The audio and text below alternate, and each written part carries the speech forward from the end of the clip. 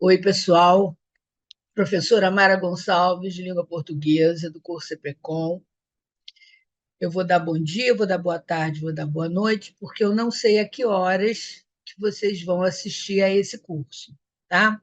É um curso voltado para a Sebrasp, antiga CESP, que tem algumas particularidades nas provas, né? Porque é aquela certo e errado, para cada certa anula uma, para cada errada anula uma certa. Mas também pode haver prova da Sebrasp de múltipla escolha, então a gente tem que aguardar o edital para poder ter certeza do que vai acontecer, tá bom? Bom, e qualquer dúvida, entrar em contato com o curso, eles entram em contato comigo e a gente tira as dúvidas. O que não pode é ficar com dúvidas, tá bom? Nós vamos começar com compreensão e interpretação. Não sei se vocês já repararam que toda vez que sai um edital, sai assim, compreensão e interpretação. E muito aluno acha que é a mesma coisa, mas não é. Não é a mesma coisa. Compreender é uma coisa e interpretar é outra coisa. Então, vamos lá. A compreensão de texto é a decodificação da mensagem, ou seja, a análise do que está explícito no texto. É o que a gente chama de recorrência, é a superfície. Eu li o texto, sobre o que é o texto? O texto é sobre a mudança climática no mundo. Depois eu tenho que fazer uma outra leitura mais apurada, né, para eu interpretar aquilo que o autor quis dizer. Né? Porque há textos que a gente lê e não entende nada.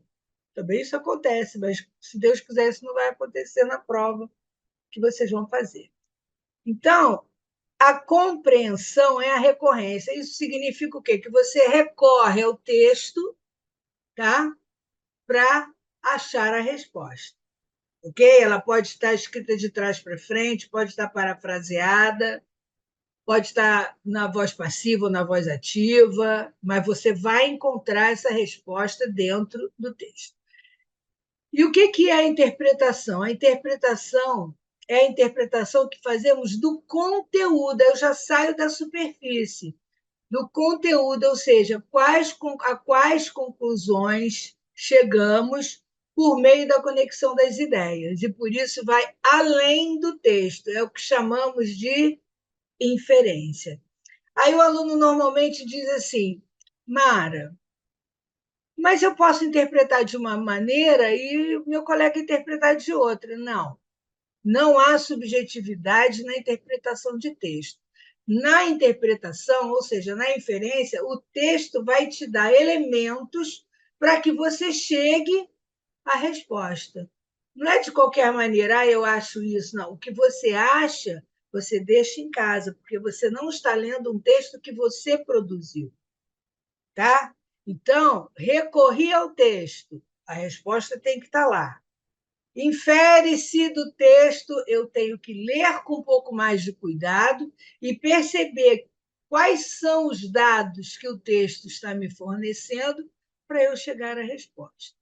Então, o que aconteceu? Eu fiz uma lista, mais ou menos, de enunciados de recorrência e enunciados de inferência, porque aí vão te ajudar na hora de interpretar. Então, na recorrência, basta voltar ao texto e lá encontraremos informações que resolvam satisfatoriamente a questão.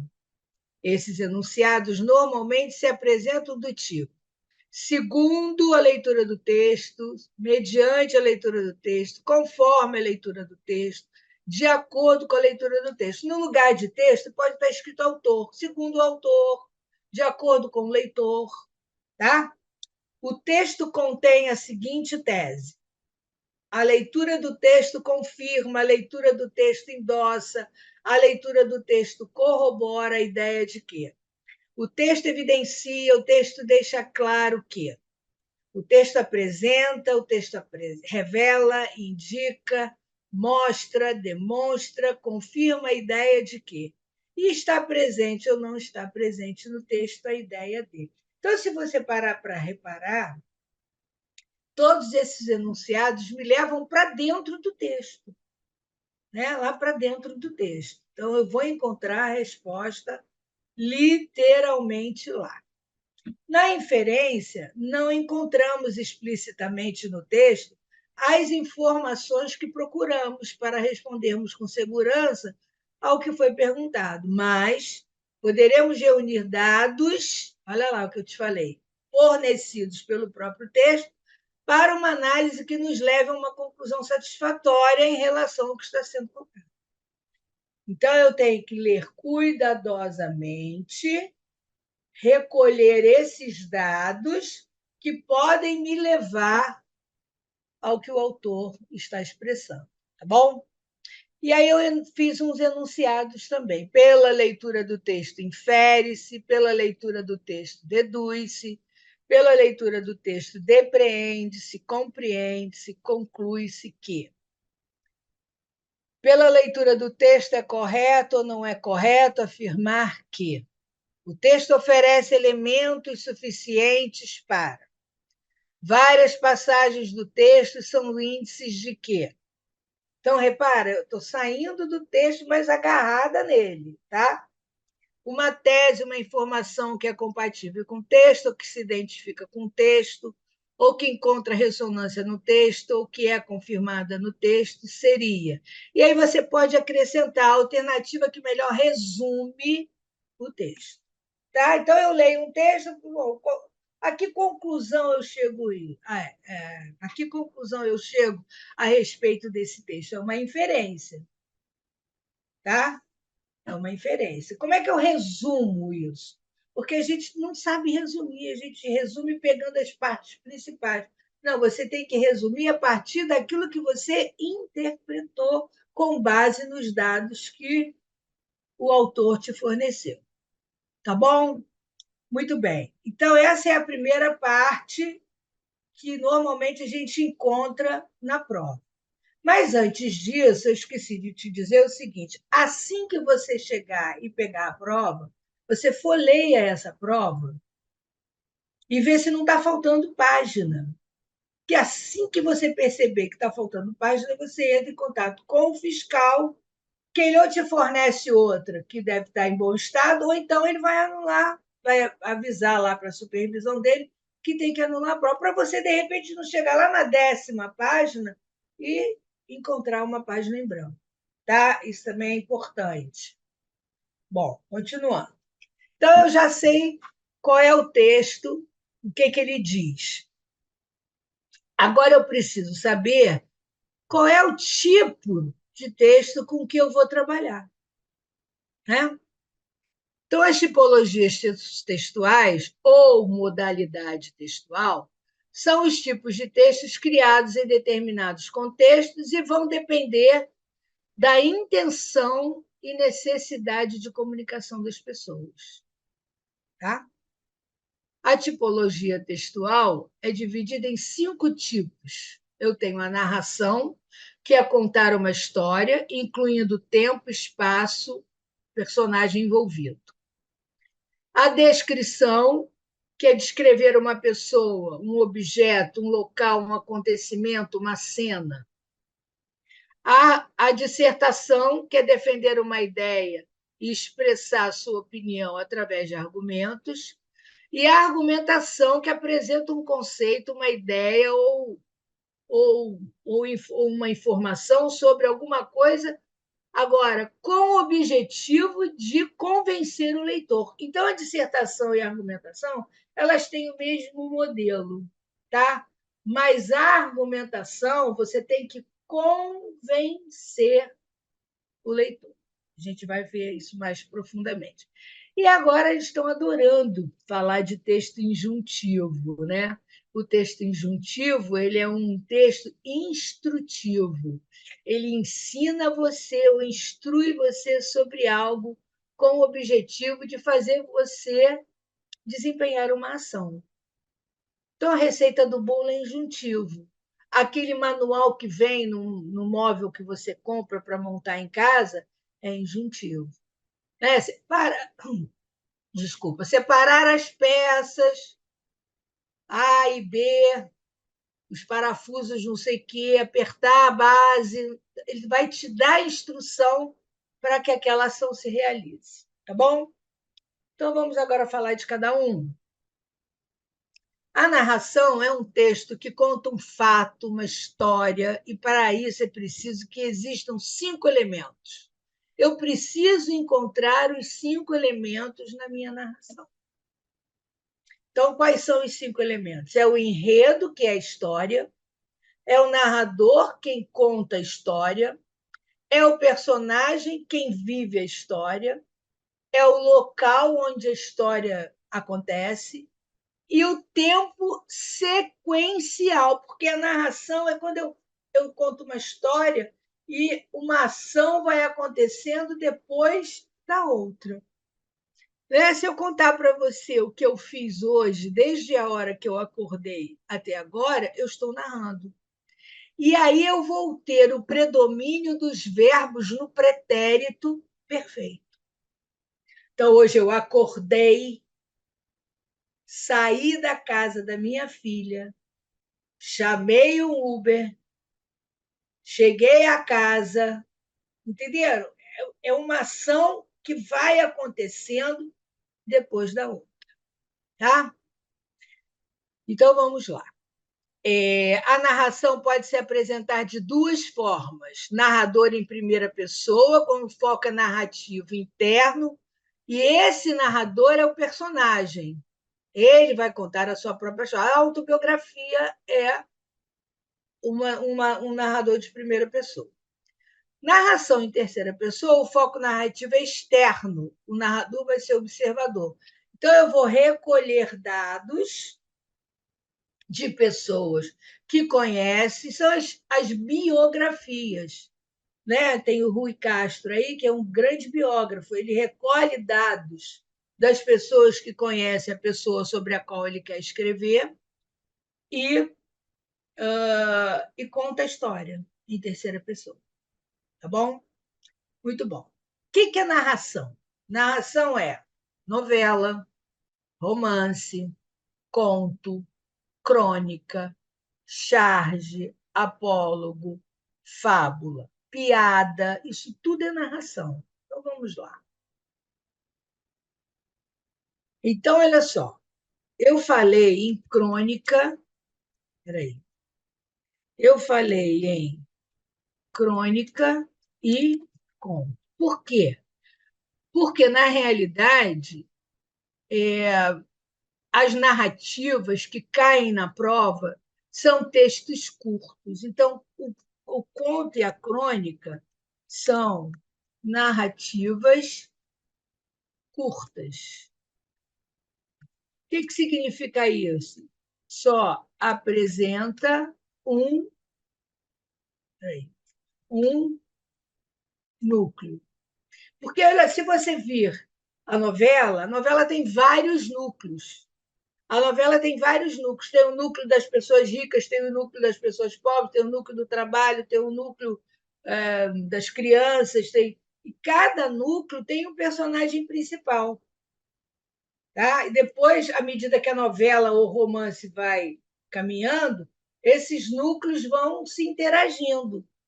Mas na crônica e no conto, não. Eu só tenho um núcleo, eu só tenho um personagem principal em torno do qual vai orbitar a história. É ele o principal, o lugar o lugar existe e tudo. Então, mas e qual é a diferença da crônica para o conto? A crônica é a realidade. Tudo é real. O personagem é verdadeiro, o local é verdadeiro, a história é verdadeira, tá? E o conto é a ficção. Tanto que quem conta um conto aumenta um ponto. É isso? Agora, nesta ficção, eu preciso saber o que é uma coisa chamada verossimilhança. Né? O que é verossimilhança? É a semelhança com a verdade. Essa semelhança com a verdade, ela pode ser verossimilhança interna ou externa. Então, vamos lá, vamos ver o que é isso. Quando eu assisto a uma novela das 9 horas, das 6 horas, das 7 horas, essas novelas, eu posso, eu posso achar que eu conheço alguém que se enquadre num daqueles personagens. Nossa, eu conheço uma pessoa que vive assim.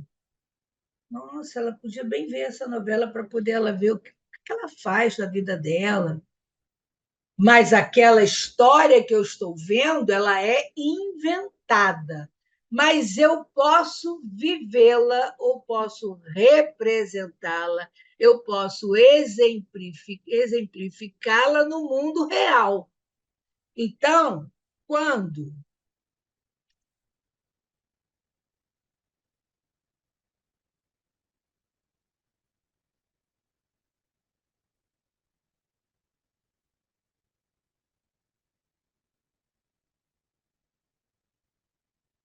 a verossimilhança vai ser externa, tá? Deixa eu aumentar isso aqui. Então, quando a história puder ser representada no mundo real, a verossimilhança vai ser externa. Agora, quando a história existe pela própria história, quer dizer, é absurdo isso. Isso não acontece. Há muitos anos teve uma novela chamada Saramandaia, que tinha a Dona Redonda. A Dona Redonda comeu, comeu, comeu, comeu tanto, tanto que ela explodiu, ela desintegrou. Isso não acontece no mundo real. A pessoa pode morrer, pode ter várias complicações, mas ela não vai desintegrar. Né? Quando o cara falava mentira, saía a formiga do nariz dele. Então, a história só pela própria história. Então, quando a história, quando a história não puder ser repre, melhor exemplificada no mundo real, a verossimilhança é interna. Tá? Aí, o que eu tenho também? Os textos maravilhosos, Edgar Allan Poe, alguns textos da Maria, contos da Marina Colaçante, né? Que ela conta, por exemplo, que ela chegou à casa muito cansada e foi tomar um banho de banheira, mas quando ela encheu a banheira de água, estava com muita formiga. E aí o que ela fez? Ela esvaziou a banheira na certeza de que aquelas formigas iriam ralo abaixo. Mas não aconteceu isso. As formigas levantaram ela e passaram ela pela junção dos ladrilhos. Isso chama maravilhoso e fantástico. Eu não posso trazer isso para o mundo real. Tá bom? Então, o conto e a crônica, eu preciso disso. E na crônica ainda tem um clímax, um auge, aquele auge que você está esperando para depois haver o término dessa crônica. Tá? E os personagens são reais. Muito bem. Aí eu falei do apólogo. O que é o apólogo? São narrativas cujos personagens são objetos inanimados que representam os homens. E há uma moral. Tá? Deixa eu botar aqui com letra maiúscula. Há uma moral. O apólogo mais famoso que tem é o apólogo da linha e da agulha do Machado de Assis. Eu vou procurar na internet, vou pedir para o Rodrigo acrescentar para vocês. A agulha brigando com a linha, discutindo com a linha, né? Que ela era mais importante para fazer o vestido da princesa do que a linha. Porque se ela não furasse o tecido, a linha não passaria. E a linha disse: o que adianta você furar se eu não passar? Então, qual é a moral da história? Você não vive sozinho, a gente depende uns dos outros. E tem aquele em cima do muro, que é o alfinete, que diz: ainda bem que no lugar que me colocam eu fico. Então, é uma história que tem sempre um ensinamento, né? E a fábula? A fábula, eita, a fábula são narrativas cujos personagens são animais que representam os homens. Também há uma moral. A gente tem a raposa e a formiga. Quem gostar desse tipo de texto, tem as fábulas de Esopo. É só você procurar na internet.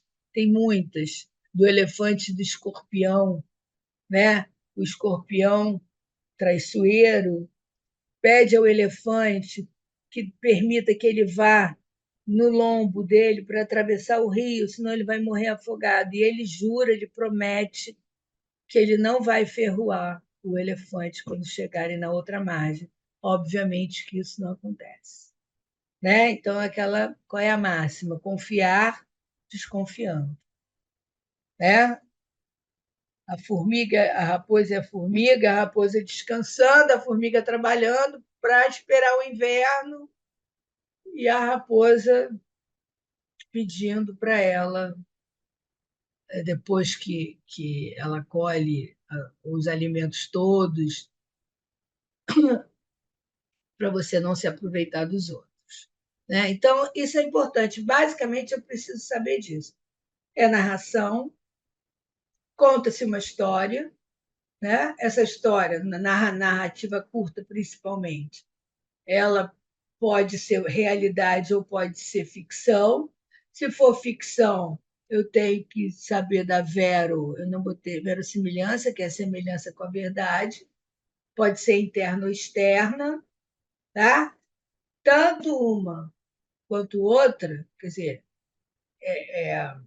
a externa pode ser representada no mundo real, a interna não, tá? O apólogo e a fábula são narrativas. Eu tenho uns personagens diferentes. No apólogo são objetos inanimados e na fábula são os animais. Tá? Tenho também as charges, também são narrativas. Tá? Ou só aquela bolinha, aquela coisinha escrito com alguém, ou a história em quadrinho mesmo, que conta uma história. Às vezes, os quadrinhos não tem nem nada escrito, só pelos desenhos a gente conhece que história é aquela que está sendo contada. Bom, então isso é a narração. A descrição é o texto que apresenta uma seleção de características físicas e ou psicológicas de algum personagem, dos personagens, na realidade. A descrição pode ser de objetos, pessoas ou ambientes. Além disso, pode ser objetiva ou subjetiva. Os aspectos adjetivos são aqueles que mostram, os aspectos objetivos são aqueles que se mostram iguais para todos. E os subjetivos variam de pessoa para pessoa. Na descrição, ao contrário da narração, todas as informações são simultâneas, ou seja, não há sequência temporal. Aí você vai me dizer assim, e aí, como é que eu reconheço? Dentro da narração, você vai ter descrição. Porque se eu estou contando a história da Maria que pegou um trem para viajar, para encontrar a família, eu preciso dizer como é a Maria. Né? Eu tenho que dizer se ela é gorda, se ela é magra, se ela é boa, se ela é má, como é que é o trem, como é a cidade a que ela vai. Né? Então, é, essa descrição ela vem dentro da narração. Ah, Mara, mas e aí ele vai perguntar que tipo de texto, como é que eu faço? Você vai ver o que está sendo priorizado. De repente, você tem o quarto parágrafo de um texto todo descritivo. Se a banca quiser focar nisso, ela vai pontuar para você. O quarto parágrafo é predominantemente. Agora, de um modo geral, o texto é, no caso que a gente está falando aqui, narrativo. Tá? E não há sequência temporal. As informações elas vão ser dadas todas ao mesmo tempo. Né? Então, por exemplo, você já foi ao curso CPCOM para fazer a sua matrícula? Eu não fui. Quem que eu procuro lá? Aí eu vou dizer para você assim: ao chegar lá, você procura uma moça que está na recepção, ela não é alta, ela tem cabelo comprido, normalmente ela está de rabo de cavalo, com a camisa do curso, calça jeans. Então, isso é igual para todo mundo, é o aspecto objetivo da descrição. Aí eu digo assim, ela é simpática, ela é atenciosa e gentil. Isso já é subjetivo. Por quê? Porque ela pode ter sido grosseira, que não é o caso, mas ela pode ter sido grosseira com alguém ou desatenciosa com alguém. Então, quando eu digo assim, eu tenho um amigo inglês que chega amanhã. Essa característica inglês, ela é igual para todo mundo, é uma descrição objetiva, tá? Agora, se eu digo assim, nossa, hoje eu comi uma comida muito salgada, foi salgada para mim, que a tolerância para outra pessoa pode ser maior em relação ao sal. Né? Eu sempre dou exemplo para o meu aluno daquele café que você toma no botequim, que está dentro de uma vasilha enorme assim, de inox, com aquela água fervendo. O cara vai lá com a pinça, tira a xícara, bota um café absurdamente quente, olha a minha subjetividade. E a gente que pega aquilo e vira. A tolerância dele para quente é uma, a minha não é. Então, café quente também é subjetivo. Tá? Pessoa alta, pessoa baixa, pessoa gorda, pessoa magra. Em determinadas situações, tem um aspecto subjetivo. Lógico que a gente vai salvar essas proporções, né? Tá? Eu não posso achar subjetivo que o anoréxico não é magro. Objetivamente, ele é magro. Tá? Então, isso tudo tem que estar contextualizado. Tá bom? Vamos lá. Dissertação. É um texto opinativo. Então, a gente está assim numa festa, ou está num bar, conversando sobre as eleições, né, que aconteceram e que ainda vão acontecer. Então, a gente está falando a opinião da gente. A opinião foi tranquila, onde eu voto, né? Todos de 4 em 4 anos, de 2 em 2 anos eu voto, eu preciso regularizar o título, agora tem virtual, você tem por biometria, você está falando. Né? Foi tranquila a dissertação. Então, você vai defender o ponto de vista. Tinham muitos candidatos, né? O meu candidato ganhou, o meu candidato não ganhou, enfim. A diferença entre ela e a argumentação é que, na argumentação, eu quero te convencer. Como é que eu vou te convencer? Com gráficos, com exemplos, com percentuais, com estatísticas, com citações. Mas eu não concordo. Mas não tem como não concordar. 90% dos eleitores de Santa Cruz elegeram fulano de tal. Mas não é possível. Está lá, é o gráfico que está lá. Foi a pesquisa que saiu. Entenderam? Então, você concorde ou não, não é concordar.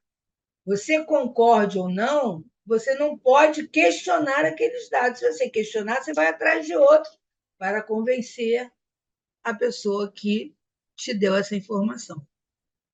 Tá? Na condição de argumentativo, que é normalmente o que se cobra em concursos públicos, a gente ainda não sabe se teremos redação nas provas da Sebrasp, em algumas ela pede, em outras ela não pede. Eu tenho três momentos nessa estrutura: introdução, desenvolvimento e conclusão. Na introdução, eu apresento o tema, a tese, a ideia principal. Muito tem se falado da violência no Rio de Janeiro. Eu estou apresentando a tese ali. E vou listar alguns argumentos que eu vou desenvolver no desenvolvimento. Né? No desenvolvimento, parágrafo ou parágrafos, onde estão os argumentos apresentados na introdução. E na conclusão, eu vou retomar essa ideia acerca do assunto abordado e propor uma solução, evidenciar aqui a opinião do escritor. Aí sim, porque até então você está tentando convencer de alguma maneira. Quando chega no final, você diz exatamente aquilo que você pensa. Tá? Então, são três modalidades que eu preciso identificar. Tá bom? Muito bem. Não há um texto puramente narrativo, puramente. É difícil. Pode haver, tá? Principalmente na narração, a descrição vai estar presente. Na dissertação e na argumentação, pode ou não haver um pedaço desses outros textos, tá? Então, eu tenho que sempre estar atento para ver qual é o predomínio do texto que está sendo apresentado para eu analisar. Ok? E a injunção? Também é chamado de instrucional, como eu já tinha dito para você anteriormente.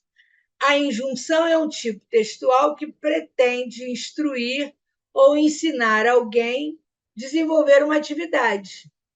Por isso, apresenta uma sucessão de informações que podem estar organizadas em pequenos parágrafos ou numerada passo a passo.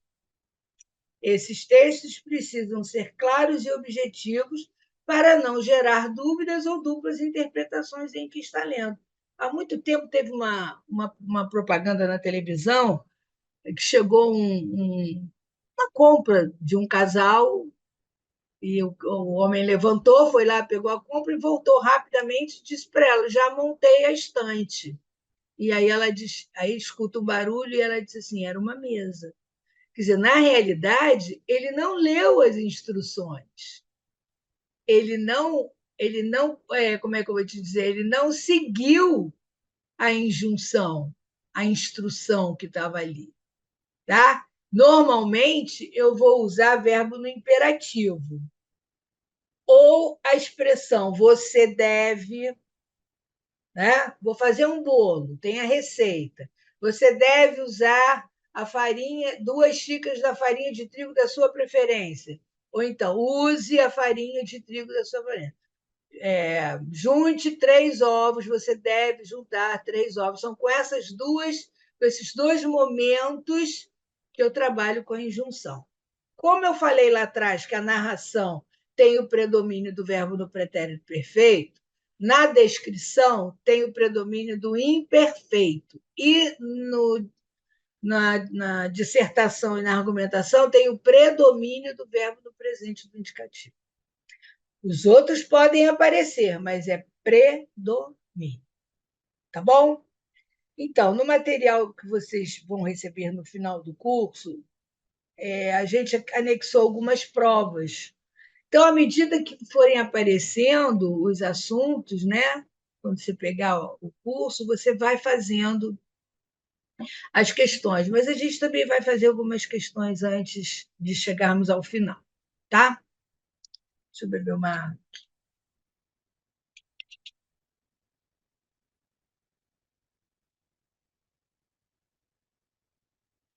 Ortografia. Então, ortografia,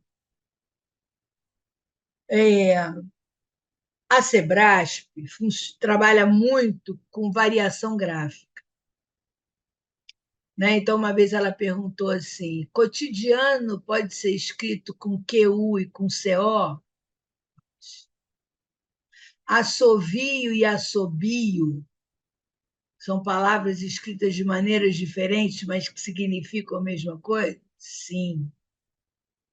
Tá? Então, ela gosta muito disso. Como é que eu aprendo isso? Variação gráfica. Também vou mandar para vocês. Mas e a ortografia oficial? Leitura, muita leitura, e quando eu não souber como escreve, ir ao dicionário. Agora a gente tem um dicionário na mão, né, gente? O Google me diz como é que eu escrevo as coisas, tá? Então não pode ficar na dúvida. Então é a parte da gramática que se ocupa da correta apresentação escrita das palavras. É uma convenção a partir de acordos ortográficos que envolvem diversos países onde a língua portuguesa é oficial. A grafia correta das palavras determina o uso da norma culta da língua. No caso de dúvida, o dicionário deve ser consultado. Então, olha só, depois de ditongo, então vamos lá, vamos tentar abrir aqui de novo o negócio.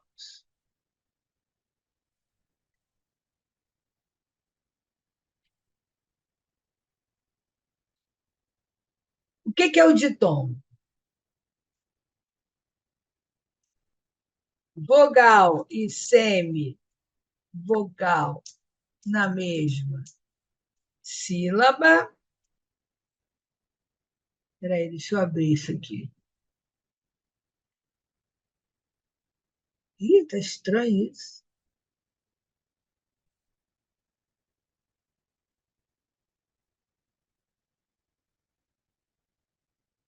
Vogal e. Espera lá. Tá grande, né? Ou semivogal e vogal na mesma sílaba. Tá? Isso é. Deixa eu tentar diminuir isso aqui.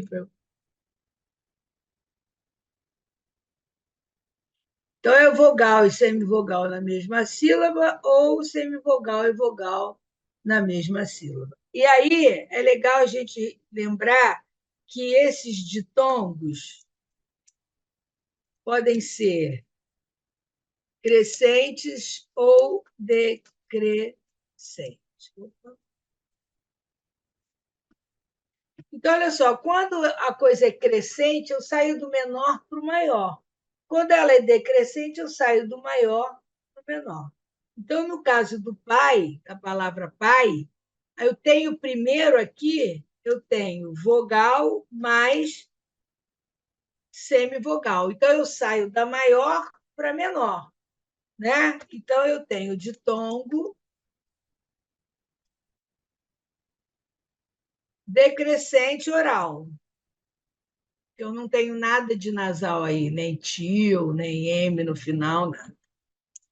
Quando eu digo água, peraí, deixa eu voltar para cá.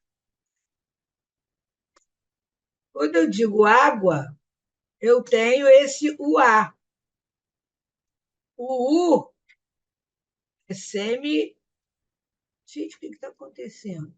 Peraí, não sei o que é isso aqui. O U é semi-vogal.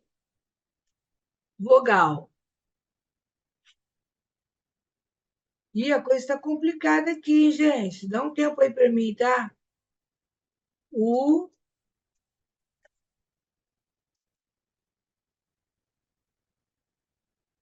eu não sei o que está rolando, não. E a vogal. Então, eu saí da menor e fui para maior. Então, eu tenho aqui o quê? Um ditongo crescente. Tá? Não são duas vogais na mesma sílaba. É vogal e semivogal ou vogal. Ok? Então, vamos lá.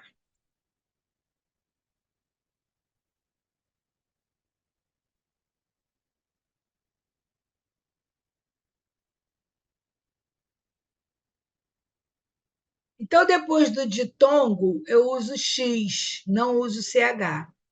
caixa, peixe, paixão, caixão, frouxo. Agora, recalchutar é exceção. Depois do em, do grupo em, eu uso X. Tá? Enxaqueca, enxofre, enxurrada. Agora, quando a palavra já tiver no radical CH, obviamente eu continuo com CH. Tá? Então, eu tenho charco, encharcar, cheio, encher, enchente, encharfudar-se, que vem de chafurdar, que é atolar-se, sujar na lama. Depois do grupo ME, também eu vou usar o X. Mexer, mexerico, mexilhão. E a exceção é a mecha de cabelo, para diferenciar do mexa, presente do subjuntivo do verbo mexer. Tá? Nas palavras de origem indígena ou africana, a palavra inglesa shampoo. Se cair na nossa prova, shampoo é XAMPU. Ah, Mara, não é SH? Não, nós não temos SH na nossa língua. A gente tem CH, NH, LH, mas SH a gente não tem. Chavante, xará e xerife. Aí o aluno me perguntou assim, mas então eu vou precisar saber qual é a palavra de origem indígena e africana e das palavras inglesas? Não necessariamente, vai ao dicionário. Vai ao dicionário. Dá uma decoradinha em algumas palavras e você resolve a sua vida. Tá? G e J são empregados nos substantivos terminados em agem, ege e uge. Barragem, lambugem, coragem, vertigem. Nas palavras ágil, égio, ígio, ógio, ujo. Colégio, prestígio, refúgio, relógio. Tá? Use-se a letra J nas formas verbais dos verbos terminados em jar. Viajar, arranjar. Eu viajo, viagem, viagem, ferrujar, etc. Agora, a viagem, eu vou fazer uma viagem. Aí, isso é com G. Faz um homônimo homófono com viagem com J, que é o verbo. Tá? Nas palavras originárias do tupi, as africanas e árabes, jiboia, pajé, giral, canjica, manjericão. Certo? Então, essas palavras que eu listei aqui para vocês, dá uma olhadinha, porque são essas que são mais batidas em provas de concurso. Não tem muita novidade assim. A novidade vem quando a questão é de sinônimo ou de antônimo. Aí é só rezar. Às vezes, pelo contexto, a gente consegue perceber o que significa a palavra, mas às vezes a gente não consegue. SZ. Como é que eu uso o S? Nas palavras que derivam de outras que já têm o S. Alisar, alisador, análise, catálise, catalisador, português, portuguesinho, né? Etc. Se eu for fazer o diminutivo de lápis, eu vou continuar com S, lapisinho, porque eu já tenho S no radical. Nos sufixos que indicam nacionalidade, título e origem, chinês, chinesa, marquês, marquesa. Nos formadores de adjetivo, ense, ociosa, formoso, gostoso, paraense, gasosa, fervosa, fluminense. Nos indicadores de ocupação feminina, sacerdotisa, poetisa, profetisa. Deixa eu falar botafoguense também, porque senão sou demitida.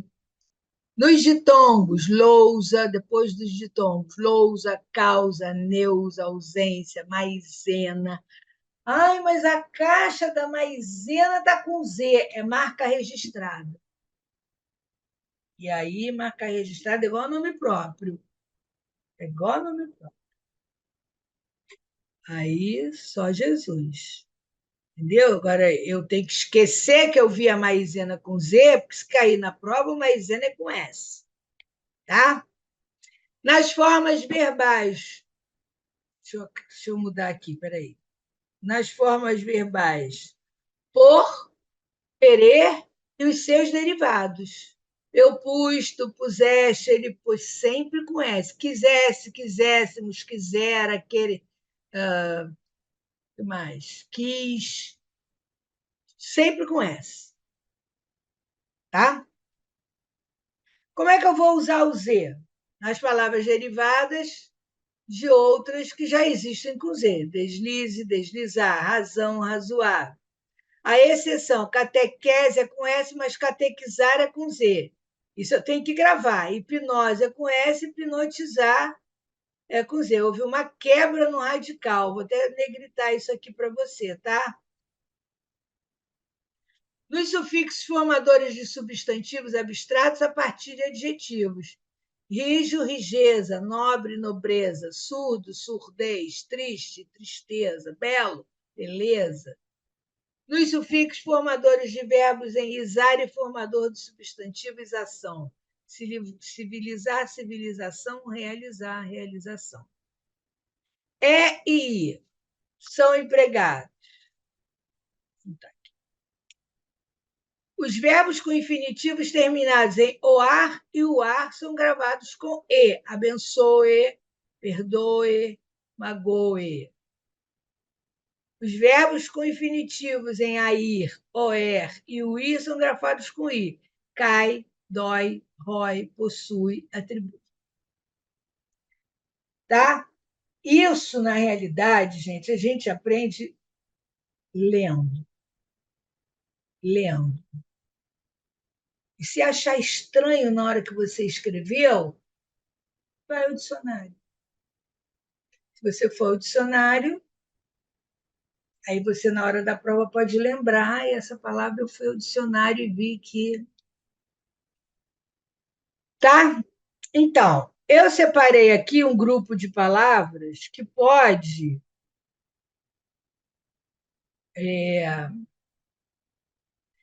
Que a gente fala errado, tá? Então vamos lá. Empecilho e não empecilho. Disenteria e não desinteria. Quando as duas pessoas estão brigando, elas estão se digladiando, é digladiar e não degladiar. Tá? Uma palavra que a gente nem conhece é a terebintina. A terebintina é um solvente que você anexa à tinta quando você vai pintar a sua casa. Aí você acrescenta um solvente que é terebintina. Tá? Aqui, gente. Cabeleireiro, manteigueira e manteiga. Nós não falamos isso. A gente fala, vou no cabeleireiro, passa manteiga, comprei uma manteigueira. Na hora que vem isso tudo junto, né? A Sebrae pode perguntar assim: manteiga e manteiga são variações gráficas com o mesmo significado? Não. Manteiga está errado. Manteiga é o certo. Manteigueira é o certo. Em contrapartida, é bandeja e não bandeja. Então, está aqui. Bandeja. Todas são importantes. Eu estou priorizando aquelas que eu sei que são mais difíceis, porque a gente fala errado. Botequim, a gente não fala botequim, mas é botequim. É poleiro. E o poleiro vem junto aqui, ó. Sempre vem junto do bueiro. Porque a gente fala boeiro e fala puleiro. A gente fala muito errado, né, gente? Vamos lá. Deixa eu ver outro aqui que é legal. Privilégio e não privilégio. Aterrissar. Aterrissagem do piloto foi sensacional. Tá? Beneficência e beneficente. E é prazerosamente e não prazeirosamente. Tá? Do mesmo jeito que é caranguejo e não caranguejo. Agora aqui é de lei, né? Mendigo e mortadela. E óbulo, que é uma palavra que a gente não usa. Óbulo é esmola, é dinheiro sem valor. Agora, gente, olha só, quem gosta de MMA vai ao octódromo, não é? Por que a gente fala 80º? Ai, fiquei no 89º lugar. Não, não é 8. Então tá aqui, ó. É octogésimo. Meritíssimo, tá? Vou ver o que mais que é importante. Tudo é importante, hein? O uísque, ó, tá? Enfim, destaquei essas que são as que normalmente vêm, tá? Vou mandar para vocês uma lista de variação gráfica, que é bem legal, e que eu sei que a Sebrasp gosta. Tá bom? Muito bem. Passemos à semântica. Mara, o que é semântica? Semântica é significado. Tá? Valor semântico da palavra. Valor, por exemplo, eu tenho assim.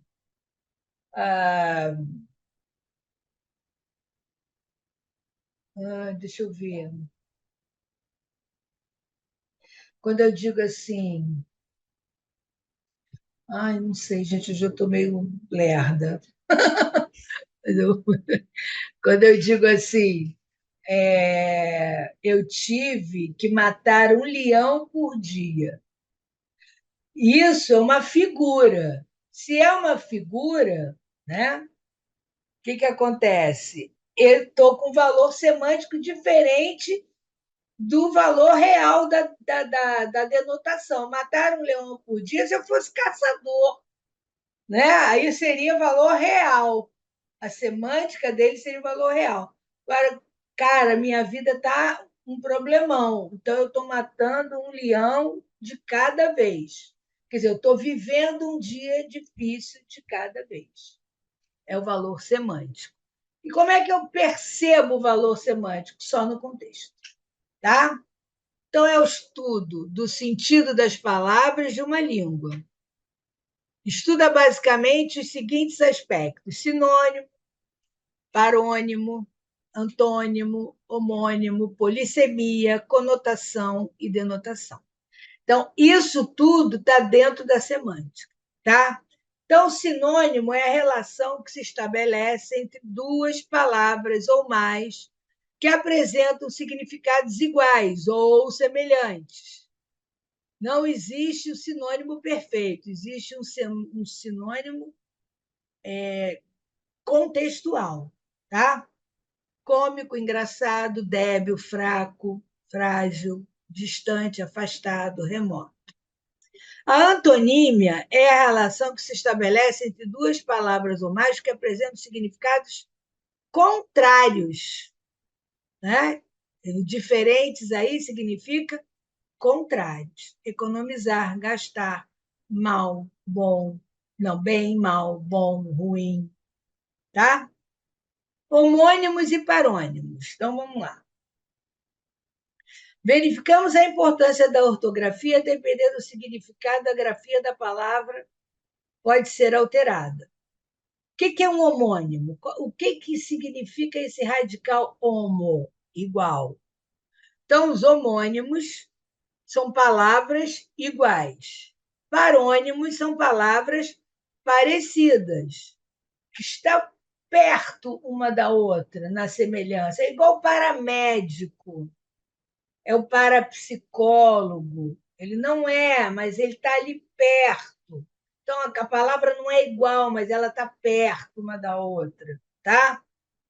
Então, verificamos a importância da ortografia, dependendo do significado, a grafia pode ser alterada. Então, homonímia é a relação entre duas ou mais palavras que, apesar de possuírem significados diferentes, possuem a mesma estrutura fonológica, são os homônimos. Os homônimos podem ser homógrafos e heterofônicos, quer dizer, eles podem ter a grafia igual e a escrita diferente, tá? São palavras iguais na grafia e diferentes na pronúncia. Então, Gosto é substantivo. E gosto é verbo. Então, eles são homônimos, homógrafos, né? E heterofônicos. Um é aberto, outro é fechado. Concerto e concerto. Concerto com S é um substantivo, e concerto com S é substantivo, e concerto é do verbo concertar. Então, eles são homófonos, mentira, homógrafos e heterofônicos, tá? Cela substantivo e cela verbo. Seção substantivo, seção substantivo. Cerrar verbo, cerrar verbo. Grafias diferentes e significados diferentes. Então, eles são homônimos, homófonos e heterográficos. Tá? Aqui, cura verbo e cura substantivo. Homônimo, homófono. Verão, verbo e verão substantivo. Cedo, verbo e cedo, advérbio. Tá? Eu tenho assim, seção, preciso diminuir isso. Seção, seção e seção. Então, suponhamos que a gente está num ditado, né? Primeira palavra, gente, seção. Aí vocês vão me perguntar assim, qual delas? Por quê? Porque eu falei da mesma maneira. Então, as três são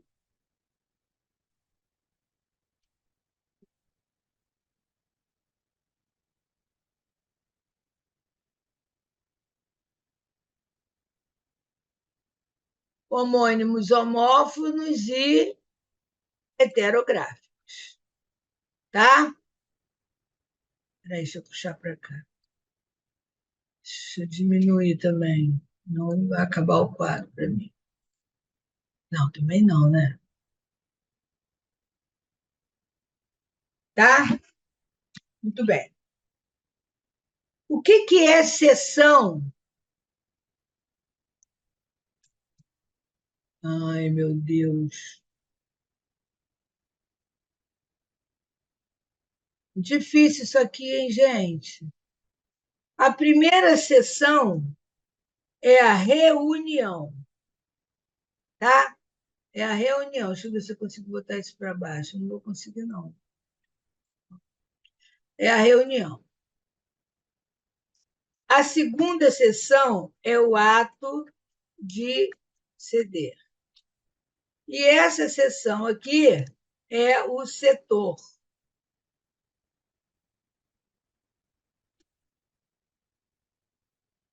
O departamento. Tá?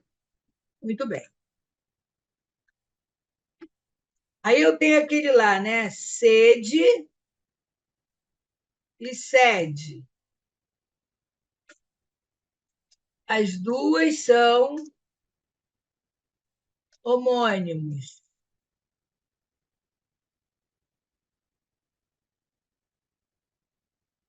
Homônimos. Sede e sede. Homógrafos e. Cadê? Sumiu, tá vendo? Ah. E heterofônicos. Tá? Muito bem. Não sei como é que aparece esse troço aí, mas deixa quieto. Aí eu tenho manga, fruta. Manga do verbo mangar, que é depositar, ou debochar. E manga, e tenho a manga, vai sair aqui grudadinho, né? A manga da roupa. Então, repara, eu falo igual e escrevo igual. Então, nesse caso, Eu tenho, vou escrever aqui do lado, tá? Homônimos perfeitos. São homônimos perfeitos. Por que eles são perfeitos? Porque eu escrevo igual e pronuncio igual. Tá? São os 3 tipos desses homônimos. Certo? Então, vamos lá.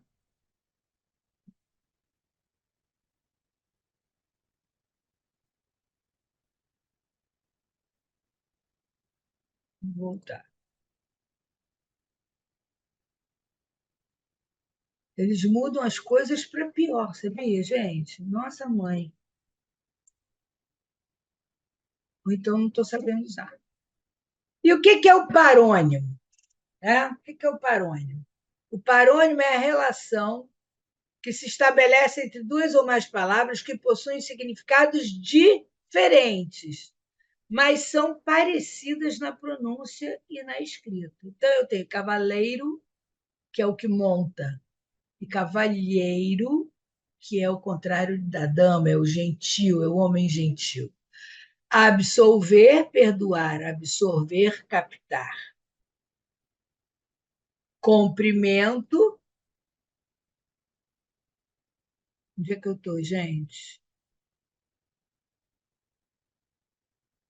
Estou aqui. Comprimento é o contrário da largura. E o cumprimento é a saudação. Tá? Muito bem. Agora, existem milhões disso, milhões, que não são variações gráficas. Tá? Então, eu botei uma lista enorme aqui. Ó. Estão misturados os homônimos e os parônimos exatamente para você já ir descobrindo o que é um e o que é outro. Certo? Então, vamos aqui.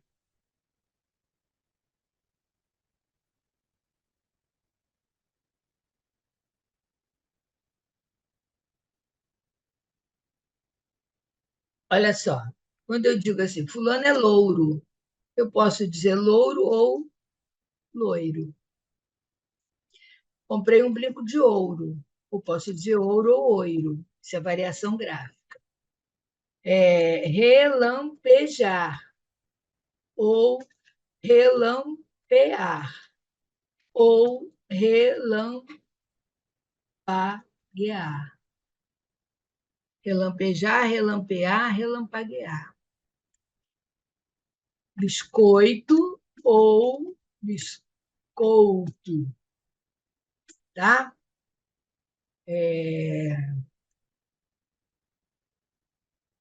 Cota ou cota.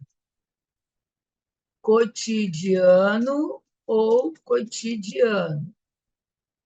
Daí que eu botei errado aqui. Cotidiano ou cotidiano. O que mais que tem? Assim que eu me lembre. Ih, escrevi errado aqui. Ah, falei para vocês. Assovio ou assobio. E milhões. Eles não se enquadram nos homônimos e parônimos, eles são variações gráficas. Tá? Então, pessoal, essa foi a nossa primeira aula. Eu quero que vocês tenham uma olhadinha com calma, tá? E na próxima vez que a gente se encontrar, nós vamos fazer algumas questões relativas a isso, tá bom? Então, daqui a pouco a gente volta. Oi, pessoal, tudo bem? Então, estamos voltando aqui agora para resolver algumas questões referentes ao conteúdo que nós vimos na aula anterior, tá? Então, acompanha comigo a leitura do texto, tá? E a leitura das outras questões. Vocês vão observar que há questões que não são da Sebrasp, mas são iguais às da Sebrasp, tá? Então, por isso que eu aproveitei para vocês terem mais, como é que eu vou te dizer, destreza para fazer as questões, tá bom? Então, vamos lá. Essa primeira é Sebraspe. Em épocas remotas, as mulheres se sentavam na proa das canoas e os homens na popa. As mulheres caçavam e pescavam. Elas saíam das aldeias e voltavam quando podiam ou queriam. Os homens montavam as choças, preparavam a comida, mantinham acesas as fogueiras contra o frio, cuidavam dos filhos e curtiam as peles de abril. Assim era a vida entre os índios Onas e Ioganãs, da Terra do Fogo, até que um dia os homens mataram todas as mulheres e puseram as máscaras que as mulheres tinham inventado para aterrorizá-los. Somente as meninas recém-nascidas se salvaram do extermínio. Enquanto elas cresciam, os assassinos lhe diziam e repetiam que servir aos homens era o seu destino. Elas acreditaram. Também acreditaram suas filhas e as filhas de suas filhas. Então, infere-se desse texto. O que eu vou inferir desse texto? Lembra que a inferência é o texto me dá elementos para eu chegar à resposta, lembra? Então, eu vou inferir do texto que as mulheres das comunidades indígenas, Onas e Iaganes, se caracterizavam por quê? Pela independência. Eram elas que mandavam. Desculpa. Se você reparar, quem faz no início do texto, quem fazia os trabalhos que, entre aspas, são das mulheres eram os homens, né? As mulheres pescavam, as mulheres faziam tudo, e eles não, eles montavam as choças, eles preparavam as comidas. Então, a partir dessa informação, até porque depois eles mataram todas elas, e aí as novas que vieram, o que eles fizeram? Eles inverteram a situação, dizendo que elas tinham que obedecer e tal. Então, a letra A é a resposta correta, tá? Aqui, ó, agilidade, honestidade, força física. Honestidade nem tanto, mas força física e agilidade é recorrência, ele está dentro do texto, eu posso ver. Ok? Muito bem. Questão número 2. Quando está triste, cocheia. É assim desde o começo, quando deu os primeiros passos, agarrado ao armário branco da casa de seus pais. Começou a andar direito e assim prosseguiu o caminho habitual dos homens, mas sempre que alguma coisa correu menos bem, uma bolacha que lhe foi recusada, uma sopa que o forçaram a sorver, um grito que ouviu a meio do dia, um beijo que lhe foi deixado em suspensão, ele perdeu a força numa das pernas. Hoje, parado de saudade da ex-mulher, caminha sozinho e coxo pelas ruas escuras da aldeia. Não se preocupa nem um pouco com a chuva que o encharca, da cabeça aos pés, nem com o frio. Leva, assim, a mão à perna direita, como quem tenta trazê-la à razão. E, pela primeira vez, em 40 anos, repara, a dor não vem do joelho nem do pé, nem sequer vem do osso epicôndilo medial. É o nervo ciático que lhe dói. Atravessa-lhe a perna inteira, mas insiste mesmo é na coxa. A mesma sobre a qual todos aqueles que lhe fizeram promessas colocaram a mão, mas logo em velocidade a retiraram. Continua então o seu caminho pela aldeia, agarrada aos muros brancos, sem grande epifania, só mais dorido que o habitual. Cocheia, porque quando está triste, ele cocheia. Então, olha só, eu tenho uma narrativa. Deixa eu endireitar, deixa eu ver se eu consigo endireitar isso aqui. Eu tenho uma narrativa, tá? Uma sequência temporal, mas eu não tenho personagem, personagem concreto, tenho uma pessoa, mas eu não tenho um personagem concreto. Então, eu não sei se essa história é verdadeira, eu não sei se essa história aconteceu de verdade. Então, o que eu tenho aqui é uma sequência temporal, com predomínio dos verbos no pretérito perfeito, tá? Que não me diz onde foi, que não me diz quem é, né? Então, eu tenho um conto. Não tenho um diário pessoal, porque para ser diário seria em primeira pessoa. Não é uma reportagem, porque também não me dá dados. E não é uma biografia, porque também não está contando a história de ninguém com detalhes. Tá? Então, essa questão tem como resposta a letra C, certo? Muito bem. Então, vamos lá. Questão 3. Questão 3. Na linha 5, o vocábulo robustez é um substantivo abstrato derivado de adjetivo, do que decorre que sua grafia com a letra Z. Tá certo ou tá errado? Tá certo. Robusto, robustez. Macio, maciez. Nós vimos isso na outra aula. Né? Belo, beleza. Então, eu boto com Z, tá bom? Questão número 4. O vocábulo temperozinho segue a ortografia oficial, seguindo o padrão de muitas palavras da língua portuguesa, no diminutivo como cheirosinho, paizinho, adeuzinho. Tá certo ou tá errada essa questão? Ela tá errada. Porque tempero não tem S no final, não tem S no radical. Então, eu falei isso para vocês, inclusive, com a casa, com lápis, casa, casinha, lápis, lapisinho. O tempero, a última letra, não é um S, então é temperozinho com Z. Tá? Então, a gente não pode esquecer o que tem nesse radical, certo? Questão número 5. Em relação à ortografia oficial, os vocábulos imprecisos e cintilantes seguem corretamente a seguinte análise. O primeiro vocábulo está grafado incorretamente e a ortografia padrão é imprecisos e o segundo vocábulo segue a ortografia oficial. Então, na questão número 5, eu tenho a resposta errada. Impreciso não segue corretamente a ortografia oficial. Impreciso é com S, né? Cintilante, ok. Ok, não. Cintilante é com C. Então, repara, vamos de novo. Em relação à ortografia oficial, os vocábulos impreciso e cintilante seguem corretamente a seguinte análise.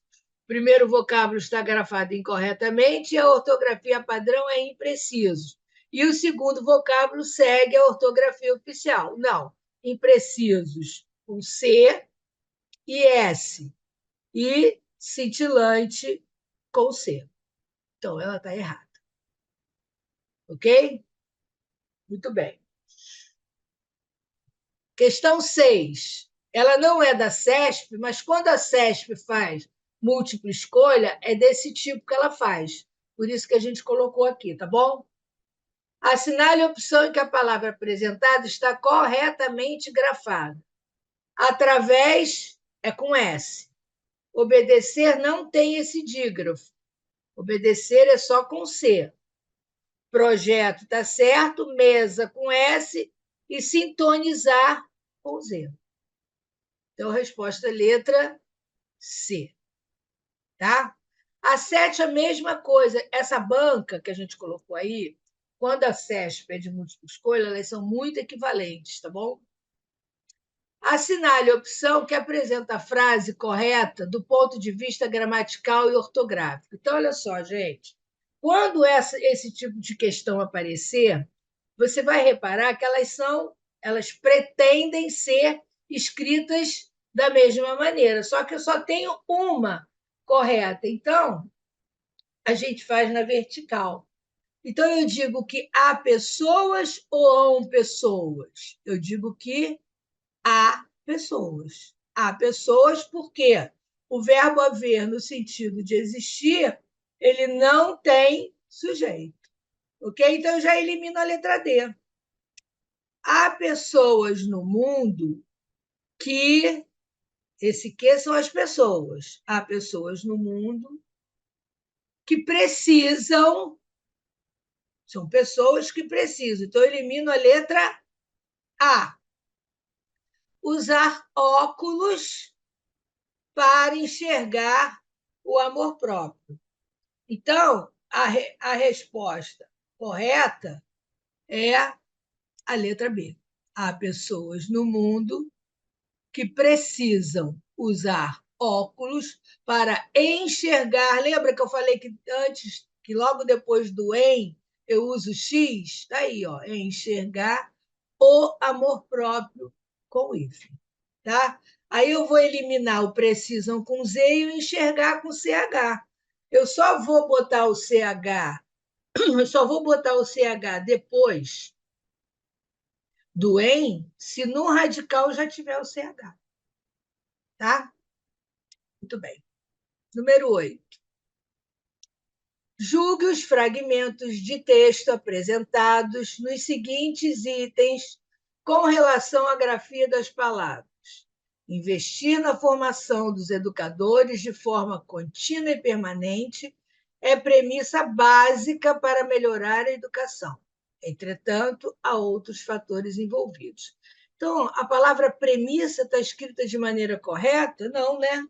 A palavra premissa é escrita de que maneira? Pois é, não é? Ou é com C cedilha? Hã? É letra E. Está errada. Devemos marcar o gabarito E de errado, pois a banca pergunta sobre a grafia e a forma correta da palavra. No texto, encontramos premissa com C cedilha que está escrita de forma incorreta. Essa palavra é escrita com 2 S. Ok? Muito bem. Então, vamos lá. Número 9. Julgue os fragmentos do texto apresentados nos seguintes itens com relação à grafia das palavras. Sob uma equivocada intenção de se evitar constrangimento de alunos, opta-se por não distinguir o certo do errado, em não apontar falhas e aceitar resultados medíocres. Então, na questão 9, nesse fragmento, em relação às grafias das palavras, eu vou dizer que está errado. Por quê? Intenção é com C cedilha.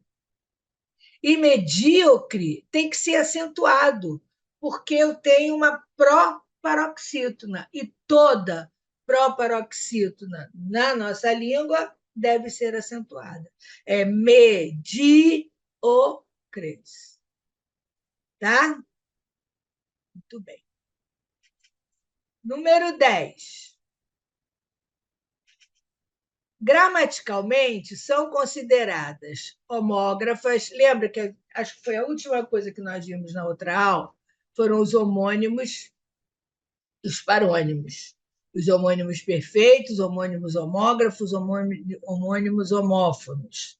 Então, gramaticalmente, são consideradas homógrafas palavras que têm a mesma grafia. Ok, homo igual, grafas, grafia. Mas sentidos diferentes. São exemplos disso as palavras sessão e sessão. Está errado. Elas são o quê? Homófonas, porque eu digo da mesma maneira. Eu escrevo de maneira equivocada. Então, elas são homófonas heterográficas. Ok? Então, está errado. Questão 11. Se se quer melhorar a cultura de um país, não se há de pensar como político, mas como estadista, sem esperar que a medida surta efeito nas próximas eleições. Os 2 primeiros vocábulos do texto, está aqui, ó, tá? Constituem caso de homonímia. Tá certo, eles são homônimos perfeitos. O primeiro é uma conjunção condicional, tá? Se quer melhorar a cultura de um país, quer dizer, caso a gente queira melhorar, né, a cultura do país, e o segundo, ser um pronome passivador.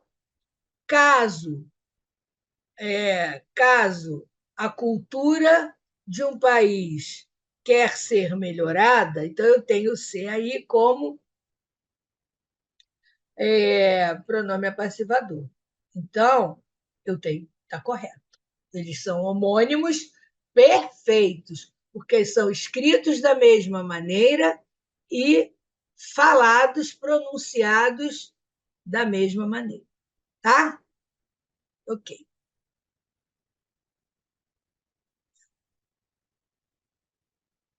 Eu vi Olivia. Meu Deus, como eu vi Olivia. Cabelo ruivo, olhos verdes, linda, linda, desconcertadamente linda e atenta a alguma coisa que borbulhava dentro dela.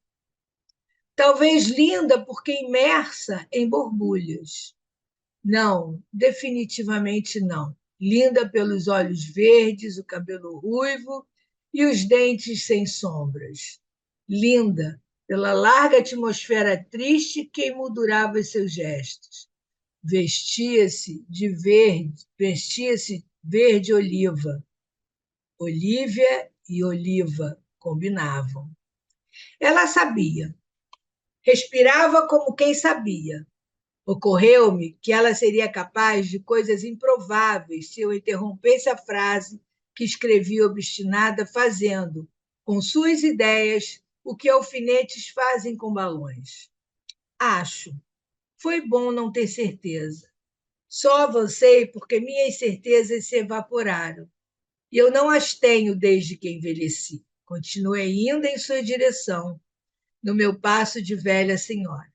Eu já estava quase chegando, quase atravessando o silêncio de Olívia, quando ela parou e chorou. Fez com que eu parasse também. Não podia pedir a alguém chorando que saísse de onde estava para que eu me sentisse melhor. Ela enxugou com um punho as lágrimas que voltavam a escorrer desobedientes. Punhos oliva, secando lágrimas transparentes. Tudo enchia meus olhos ávidos de literatura. Ela relia o que havia escrito, chorava e eu suspeitava que, por um segundo, um miserável segundo, também ria. Olívia chorava e ria. E eu fiquei ali, na fronteira entre o barulho e o silêncio, vendo aquela menina, seguramente uma menina, se comparada a mim, suspender meu próprio caos como se fosse mágica. Então, olha só, vamos voltar um pouquinho lá no início da nossa primeira aula. Esse tipo de texto é um texto narrativo, mas com muita descrição, né? Porque ele começa com o verbo no pretérito perfeito, que é uma característica dos verbos dos textos narrativos. Mas ele depois vem com o borbulhava, que é o pretérito imperfeito, emoldurava. Quando ele começa a descrever, o verbo muda para pretérito imperfeito. Então, veja bem, eu tenho um texto narrativo com grandes características descritivas. O texto é narrativo com grandes características descritivas. Eu consigo descrever a Olívia. Linda, olhos verdes, né? O que mais que ela tem? Triste, linda, né? Enfim, eu consigo descrever essa Olívia. Caminhava, enxugava as lágrimas, né? E aí eu tenho o predomínio do verbo no pretérito imperfeito. Então, um texto bem interessante, porque ele é narrativo, com muitas características descritivas. Tá? Mas vamos lá, que a questão não é sobre o texto, mas eu aproveitei para a gente falar sobre ele. As palavras Olívia e Oliva no texto, Olívia e oliva combinavam. Representa um exemplo de quê? São homônimos perfeitos? Não. As escritas estão diferentes, não é? São homônimos homógrafos? Não, também não. São parônimos? São parecidas? São parecidas. Então, eu tenho letra C como resposta. Tá?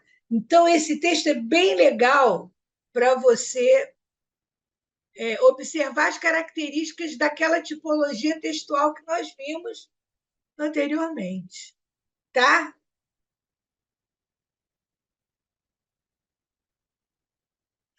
Na língua portuguesa, as palavras senso e senso, falei da mesma maneira, né? Possuem a pronúncia idêntica, mas carregam significados distintos. Enquanto senso refere-se a um estudo estatístico, senso está relacionado a juízo, prudência e percepção, por exemplo. Certo ou errado? Certo. Certíssimo. Tá? Vou jogar para cá. Muito bem. 14. Marque a alternativa que contém um caso de homônimos. Vultoso e vultuoso são parônimos. Então, olha só. Se eu tenho muita coisa para fazer, eu tenho tarefas vultosas, quer dizer, de grande vulto. Eu devo ao banco, então a minha dívida é vultosa, tá? Agora, tive uma celulite aqui, meu rosto inchou, eu arranquei o meu siso, meu rosto inchou, eu tive cachumba, o meu rosto inchou, ficou avermelhado, então eu fiquei com a face vultuosa. Então, vultuoso é uma vermelhidão na face. Agora, quando a coisa é de grande vulto, ela é vultosa, ok? Muito bem. Suar e soar. Suar é transpirar e soar é emitir som. Então, por exemplo, quando está muito calor, você não pode dizer olha como eu sou, olha como eu suo, ok? Então, são parônimos. Ratificar e retificar são parônimos. Ratificar é confirmar e retificar é corrigir. A gente passa, às vezes, por lugares que tem oficinas, tem algumas que a gente vê escrito assim, retífica de motores, quer dizer, vão consertar o seu motor. Tá? Tráfico e tráfego. Está errado. Tráfico como é que eu vou te falar? Tráfico é troca ilegal, traficante. E tráfego é movimento. Né? O tráfego, às 6 horas da tarde, é vultoso. Certo? E a cerração e a cerração, então, tráfico e tráfego também são parônimos. Agora, cerração e cerração, eu falo da mesma maneira. Então, são homônimos homófonos heterográficos. A cerração com C é o ato de estar tudo fechado.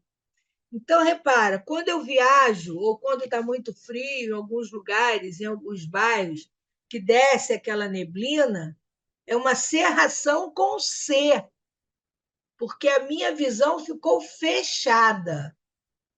Não é uma cerração com S, principalmente se eu estiver na serra, né? A gente tem a tendência de dizer que é cerração com S. Não. Cerração com S é o ato de serrar, usar o instrumento, usar a serra. E a cerração com C é o ato de fechar. Ok? 15. Então, vamos lá. Julgue os itens abaixo quanto à grafia das palavras neles empregadas. Após ter seu mandato cassado, o prefeito está ansioso para voltar à vida política. Ansioso é com S. Ansioso, ansiedade, ânsia, tudo com S. Então, a um está errado, tá? A polícia revelou, algumas horas depois do ocorrido, a identidade, não, né? A identidade do incendiário. Por proceder mal com ele, porque o contrário de bem, o profissional foi considerado um mau colega, porque ele deveria ser bom. Vamos lá ver?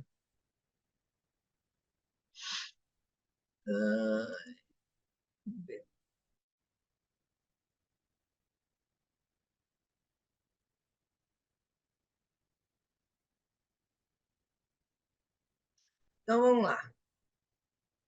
Eu tenho, deixa eu botar isso para cá. Mal. Ué, cadê? Mal, que é o contrário de bem. Aí, esqueci, Mara. Aí tem um ditado que diz assim: peraí, há males que vêm para o bem. Então você grava mal com L, contrário de bem. E o mal com U é o contrário de bom. Então, ele é um mau aluno, mas não se comporta mal. Entenderam? É só você trocar. Ele é um bom aluno. Ele deveria ser bom, então ele é mal com U. Mas não se comporta mal. Deveria se comportar bem. Então, se você fizer a troca, você não vai errar. Tá? Ok. Peraí.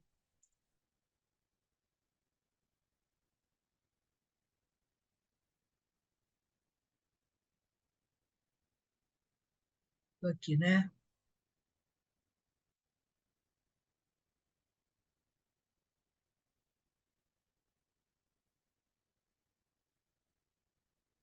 E essa coisa da identidade, gente, muita gente fala isso errado. A gente tem que ter muito cuidado com aquilo que a gente ouve, né? A gente ouve errado. Se ouve errado, grava errado. Tem que ler um pouco mais para poder gravar isso, tá? Então, aqui, ó, esse ansioso, é igual ao pretende. Quer ver? Foi até bom me lembrar disso.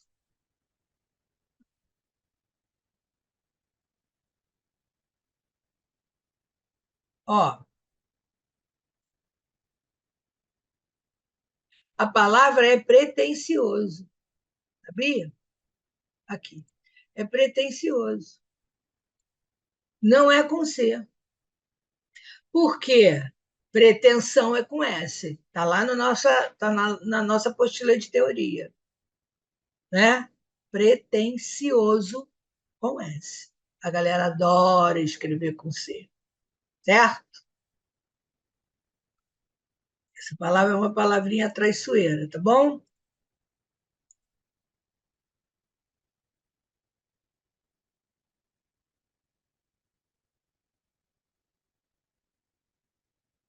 Então tá. Então, estão corretos apenas o quê? Estão corretas apenas a 3 e a 4, a resposta à letra E. Tá? Recentemente surgiram denúncias de privilégios e malversação dos recursos públicos.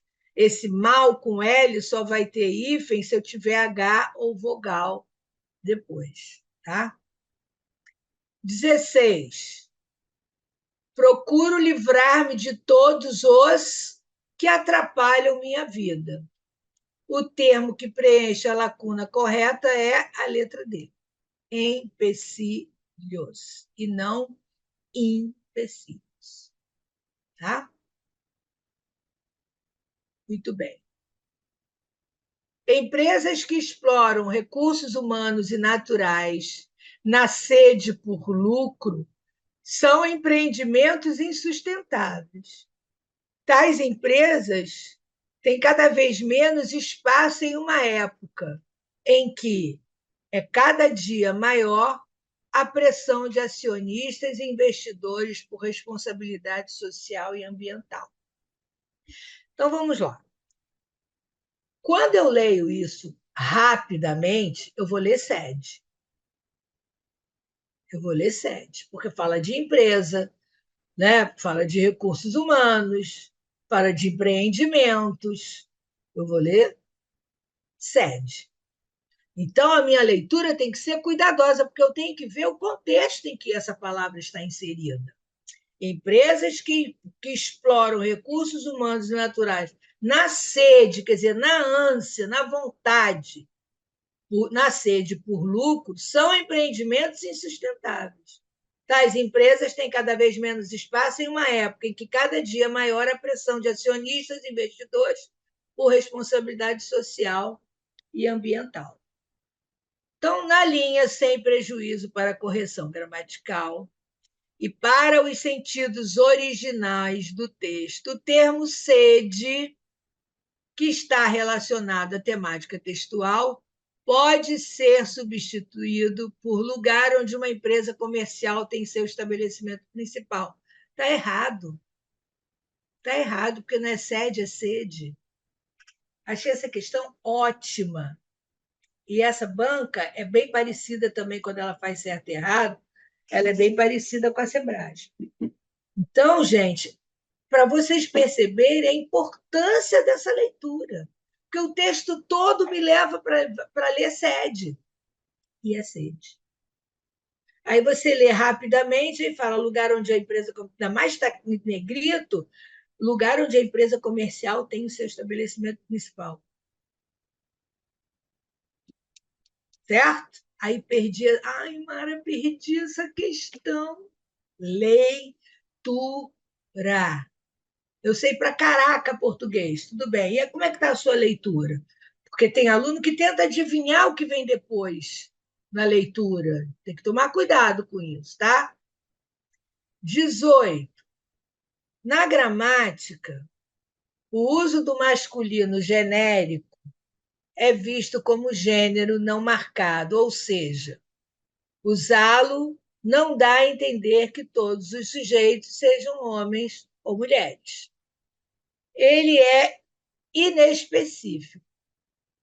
Por ser algo cotidiano, é difícil pensar nas implicações políticas de empregar o masculino genérico, mas o tema foi amplamente discutido por especialistas como uma forma de marcar a hierarquização de gêneros na sociedade, priorizando o homem e invisibilizando a mulher. O masculino genérico é chamado, inclusive, de falso neutro. Então, vamos lá. Quando a gente chegar lá nas concordâncias nominais, nós vamos ver que o masculino ele generaliza. Né? Então, se eu tenho numa sala de aula 30 alunas e um aluno, eu tenho que dizer meus alunos.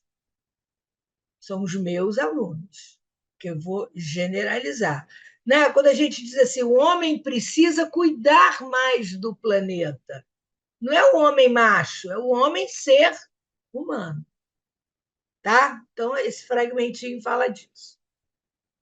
E está destacada a palavra cotidiano aí. A palavra em destaque no fragmento. Ah, eu escrevi errado, gente. Peraí, desculpa. Poderia ser grafada como cotidiano sem alteração de sentido? Poderia. Porque eu tenho aí aquilo que eu chamei para vocês de variação gráfica. Tanto cotidiano com CO como cotidiano com QU são iguais. Cota e cota, louro e loiro, ouro e oiro, relampejar, relampaguear, relampar. São variações gráficas, são palavras que podem ser escritas de outra forma, mas que significam a mesma coisa. Então, está correto. Tá bom? Então, são 18 questões para você ter uma ideia de como a banca cobra. Né? À medida que nós formos entrando em outros conteúdos, outras questões aparecerão, né? Para vocês perceberem como tem pegadinha. Né? Essa questão da sede ela é ótima. Né? Aquela questão também a questão do Olívia e Oliva também, eu tenho que ler. A CESP bota muito texto. Tá? E aqui, se quer melhorar a cultura, tá bom? Qualquer dúvida é só chamar, entrar em contato com o curso, que o curso fala comigo, tá bom? Bom estudo.